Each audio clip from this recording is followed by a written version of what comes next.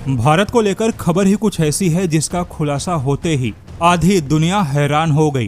क्या ही अमेरिका और क्या ही मिडिल ईस्ट एशिया, किसी को यकीन नहीं हो रहा कि भारत ने पर्दे के पीछे से इतना बड़ा खेल खेला।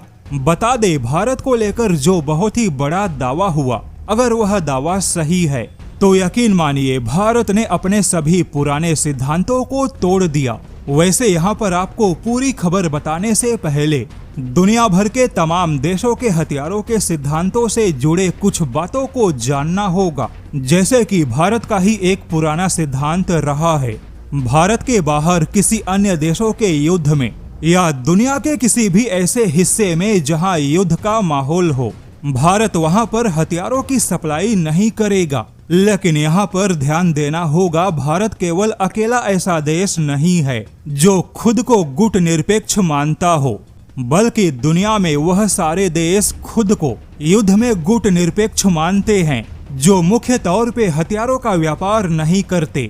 जैसे कि पहले भारत भी हथियार नहीं बनाता था, वहीं अब भी सैकड़ों देश ऐसे हैं जो कि हथियार नहीं बनाते।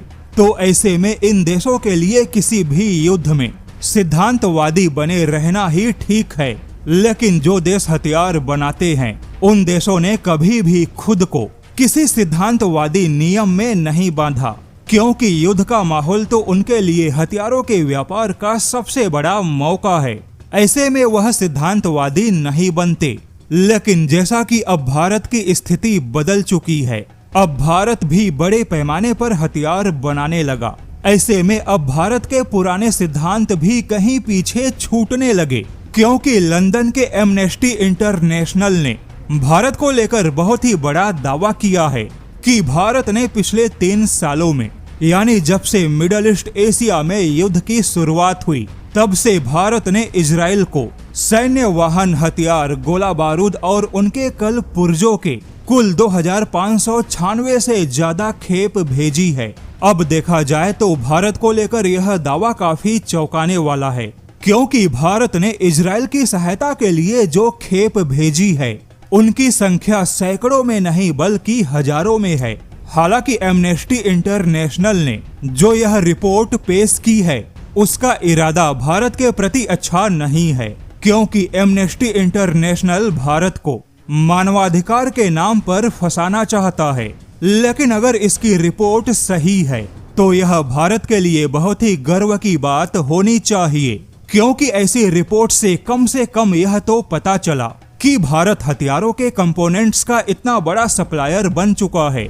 वहीं भारत ने ईरान की परवाह किए बिना अगर सच में इजराइल को 2596 से ज्यादा खेप भेजी है, तो यह इस बात का प्रमाण है कि अब भारत अपने पुराने सिद्धांतों से काफी आगे निकल चुका है। यानी भारत को ईरान जैसे देशों की उतनी ज्यादा चिंता नहीं है। वैसे बता दे, पिछले दिनों खुद इजराइल के पीएम बेंजामिन नेतन्याहू ने खुद इस बात का खुलासा किया था कि भारत से उन्हें बहुत ही मजबूत सपोर्ट मिला। वहीं पूरे एशिया में भारत एकमात्र ऐसा देश है जो कि इजराइल का सबसे बड़ा मित्र है।